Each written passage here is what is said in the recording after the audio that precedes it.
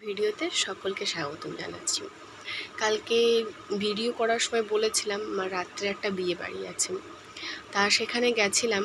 ভেবেছিলাম ভিডিও ওখানে যাবো, ভিডিও করব, ছবি তুলব, যার বিয়েতে গেছি তাকে দেখাবো, তার নতুন বউকে দেখাবো।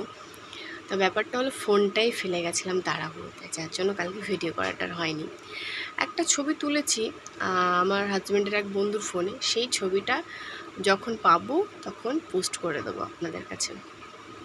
আর আজকে ঘুম থেকে উঠতে দেরি হয়ে গেছে, উঠেছি 6:45টার সময়। উঠে এখন এই সবে মাত্র পুজো দিয়ে এসে আপনাদের সাথে আসলাম গল্প করতে। আর সবাই ভালো আছেন তো? মুখ চোখ দেখেই বুঝতে পারছেন, চোখের নিচে কালি পড়ে গেছে, চোখটা যেন কেমন এগুলো যেন গর্ত গর্ত হয়ে গেছে।